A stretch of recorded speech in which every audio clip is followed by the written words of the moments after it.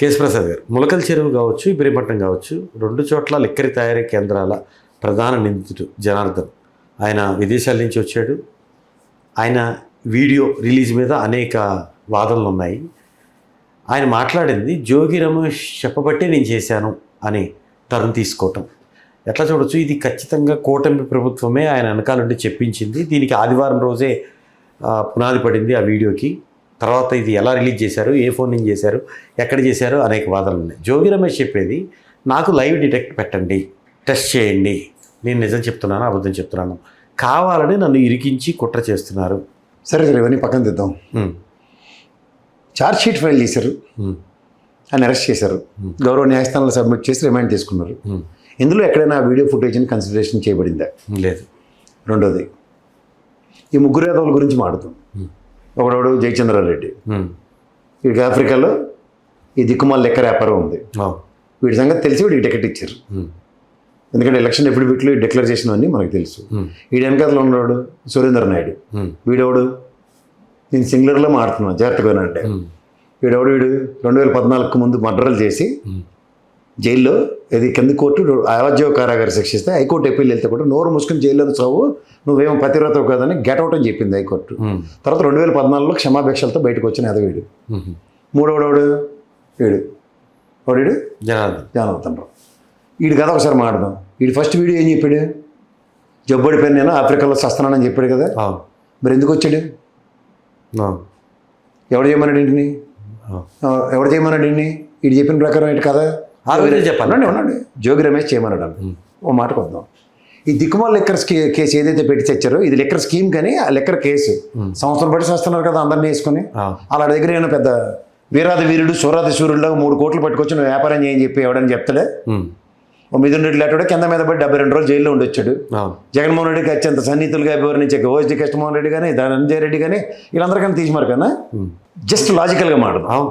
ఇప్పుడు ఈ మాటకు వస్తే మన జోగి రమేష్ ట్రాక్ రికార్డ్ తీసుకుందాం. ఏదైనా నువ్వనేనా అని Z+ కేటగిరీ ఇంటికి వెళ్ళాడు కదా చంద్రబాబు నాయుడుతో తేల్చుకోవడానికి. వెనక నుంచి ఏమైనా ప్రత్యాపారం చేస్తాడే? Original track record. ఇప్పుడు ఈ ముగ్గురు యాదవుల గురించి నేను చెప్పాను. ఇక్కడ ఒక పాయింట్కి వద్దాం. తంబలపల్లిలో కూర్చుని ఆఫ్రికన్ లెక్కర్ కలిపేస్తున్నాడు.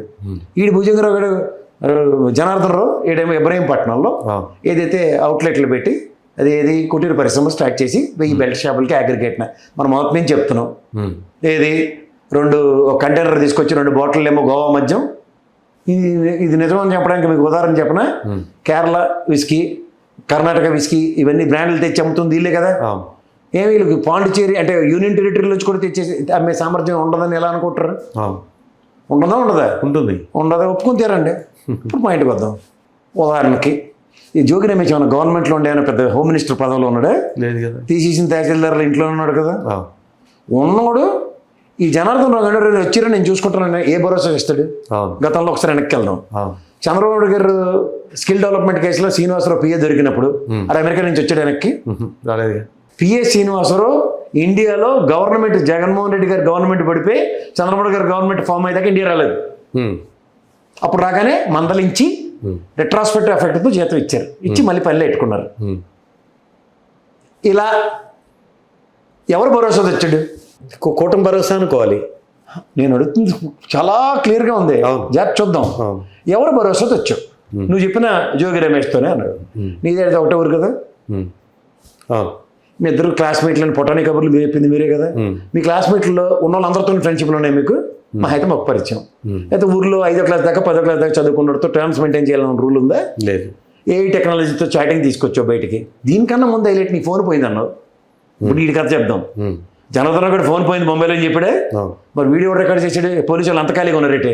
సార్ మీరు ఒక వీడియో కార్యక్రమం కదంబ కార్యక్రమం రక్తి కట్టించి వీలైతే తపేలా ఛానల్కి వెళ్ళి అక్కడ కూడా ఇంటర్వ్యూలు ఇచ్చిన తర్వాత మిమ్మల్ని అరెస్ట్ చేస్తామని ఇప్పుడు వీడియో చేయని ఇచ్చారు వాళ్ళకి. కనీసం షర్ట్ కూడా మార్చుకోరా? షర్ట్ మార్చి నీకైనా తెలియదు ఎట్లంటే ఫోన్ పోయిందని చెప్పిన అబద్ధాన్ని మేము నిజంగా నమ్మాలనుకుంటే అరే మీతో కాపా చెప్పండి బాబు. రోడ్ నెంబర్ 12 మా పోలీస్ డిపార్ట్మెంట్ ఉంది. మాతో కేసీఆర్ గారు ప్రతిష్ఠించిన టవర్స్లో 2 నిమిషాలు తెస్తారు మొత్తం డేటా అంతా పైనుంచి కిందకి. ఈ తపేలా ఛానల్ అలా అప్పుడు లిక్కర్ స్కామ్లో చూడండి ఇన్ని కోట్లు దొరికాయట ఫామ్ హౌస్లో. సరే ఇన్ని కోట్లు దొరికాయి కదా నీకు ఫామ్ హౌస్లో, మరి ఛార్జ్ షీట్లు ఎందుకు పెట్టలే? వాళ్ళ మీద యాక్షన్ ఎందుకు లేదు? ఇప్పుడు దీన్ని ఇంకో దానికి ఇంటర్లింక్ చేద్దాం. అరే ఉదాహరణకి నీ భుజంగరావు కదా, జనార్దన్ జనార్దన్ రావుకిను జోగి రమేష్కి లింక్ ఉందంటే మరి ఏమన్ కసిరెడ్డికి కేశినేని చిన్నికి వ్యాపార బంధాల్లో ఇద్దరు డైరెక్టర్లు కదా, మరి వాళ్ళ మీద ఎందుకు రాదు మీరు? ఈ తపేలా ఛానల్లో చదువు సంచాలైనవాడు, వాడు టోపీ పెట్టుకునేవాడు, వాడు పెట్రోల్ బంక్ వాడు కెరసాలను అమ్ముకునేవాడు, ఇంకోడేమో కంచాలవాడు, ఇంకోడేమో పౌడర్ రాసుకుని కూర్చున్నాడు, ఈడిచ్చి నెరేటివ్స్తో ఎస్ఐటి సిట్ పనిచేస్తుంది అనుకుంటే ఎలా రాబాయ్? మీరు సిఐటి సిట్ చంద్రబాబు గారి తపేలా ఛానల్లో ఇన్వెస్టిగేషన్ అథారిటీ మీరే ఇచ్చే కదంబ కార్యక్రమాలకి మీ దగ్గర రోజు రక్త కట్టించుకోండి. చాటింగ్ వచ్చిందట, ఈ టాగోని తర్వాత బాగా కాలక్షేపం చేస్తారు, మీరు కంటిన్యూ చేసుకోండి, మాకే అభ్యంతరం లేదు. మీ ప్రకారం జనార్దన్ రావుకి జోగి రమేష్కి లింక్ ఉందన్నది నిజమైతే మరి నిజంగా ఏమని కసిరెడ్డికి కేశినేని చిన్నికి కూడా లింక్ ఉందని ఎందుకు ఎస్టాబ్లిష్ అవుతుంది? ఇదే శ్రీనివాసరావు గారి భరోసా వచ్చి దగ్గర రాని మనిషి ఏ భరోసాతో వచ్చాడు ఆఫ్రికా నుంచి ఎగేసుకుని?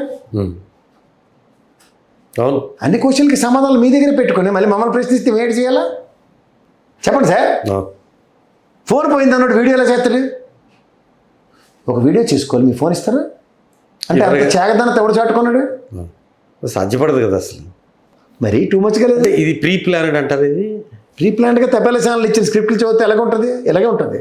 ఒకవేళ మీరు అన్నట్లు ఓకే, ఈ సెకండ్ వీడియో కాకుండా ఫస్ట్ వీడియోలోనే అక్కడున్నప్పుడే పలానా ఆయన ప్రోద్బలంతో నేను చేశానంటే అది ఇంకో విధంగా ఉండేది. ఇంకా ఈ క్లూలు కూడా మీరే ఇవ్వండి.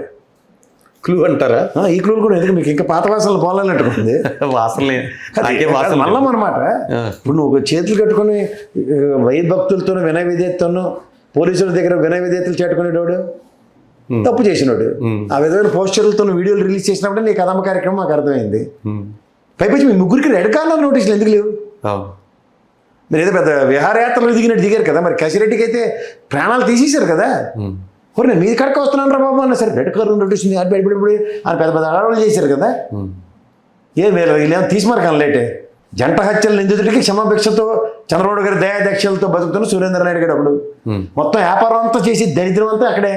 అదే దిక్కుమల ఆఫ్రికా ఫామ్లో తీసుకొచ్చి ఇక్కడ తంబలపల్లి మొలకల చెరువులు చేస్తుంది దరిద్రం ఈడే. మూడోవాడు ఇక్కడేమో ఎబ్రహీంపట్నంలో కూర్చొని పత్తి వ్యాపారం చేస్తుంది ఈడే జనార్దన్ రావు గారు. ఈ ముగ్గురు ఏదోల గురించి మనం ఎందుకంటే కన్సిడరేషన్స్ ఇవ్వాలి. వీళ్ళ వల్ల దగ్గర 16 మంది పైచీలకు ప్రాణాలు పోయాయి. క్యూఆర్ సిస్టమ్ ఏదో తెచ్చింది గవర్నమెంట్ ఇప్పుడు ఎక్సైజ్ శాఖ. సరే సార్, క్యూఆర్ సిస్టమ్ తెచ్చింది కదా, ఇదే క్యూఆర్ సిస్టమ్ ఇప్పుడు తెచ్చింది. గతంలో జగన్మోహన్ రెడ్డి గారు క్యూఆర్ సిస్టమ్ ఉంది. క్యూఆర్ కోడ్ని స్కాన్ చేసి ఇచ్చారు ప్రతి బాటిల్. ఇప్పుడు ఈరోజు ఇంత జరిగిన తర్వాత ఎక్సైజ్ అధికారులు ఏ దుకాణం మీద ప్రతిస్పందించి అన్యాక్రాంతంగా ఉన్న మందుని సీజ్ చేసిన ఉదంతో కూడా చెప్పండి. పబ్లిక్ అయితే తీసి పెడుతున్నారు. దగ్గర 48 కోట్ల క్వార్టర్లు అమ్మారు ఈ దొంగ మధ్యాన్ని. 48 crores bottles. 48 crores క్వార్టర్స్ అంటే ఎంత దారుణంగా అమ్మారో చూడండి.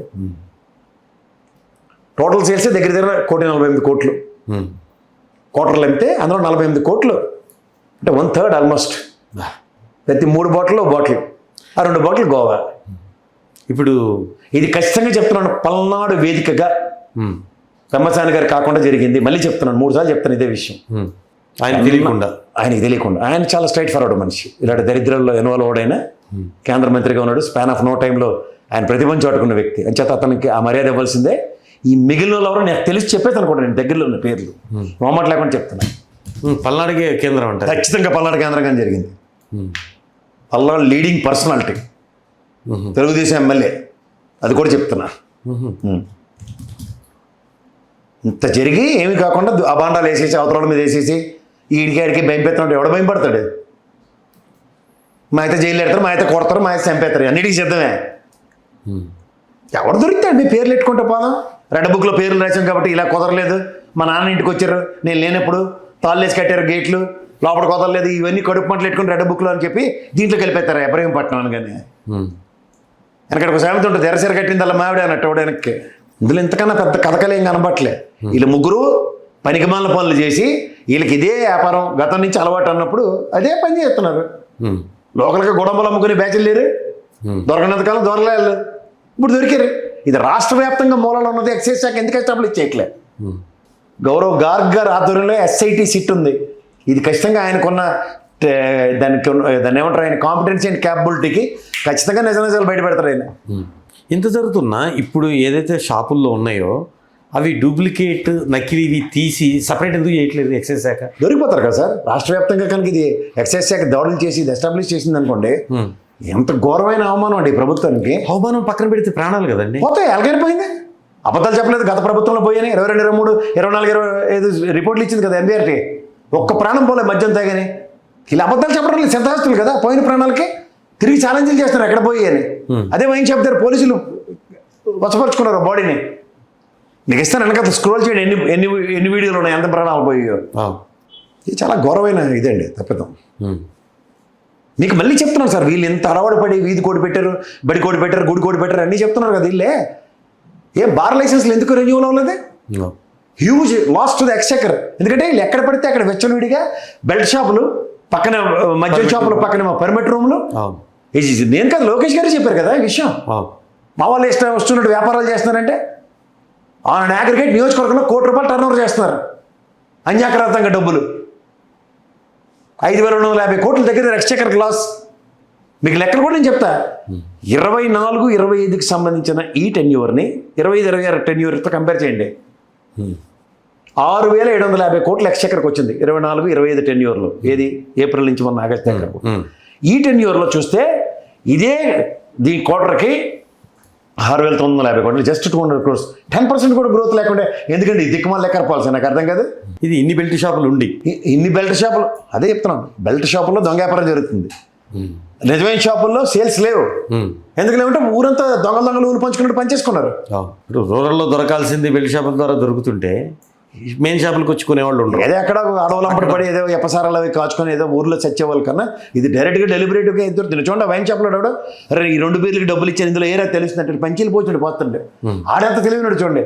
ఇందులో గ్యాస్ ఎక్కడ సోడాలు అనుకుంటుంటాడు అనుకోండి, లేదా కూల్ డ్రింకులు చూడండి దాంట్లో గ్యాస్ ఎక్కడ ఉంటుంది, సోడా ఎక్కడైనట్టుగా ఉంది అంటుంటాడు. ఏం చెప్పాలి సార్ అది. ప్రక్షాళన దొరికిన తర్వాత కూడా ఇంత ఓవర్ యాక్షన్ చేయొచ్చని ఫస్ట్ టైం చూస్తాను సార్.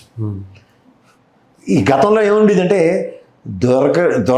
దొరికితే దొంగ, దొరకపోతే దొర అంటారు. ఇక్కడ దొరికిన దొరే.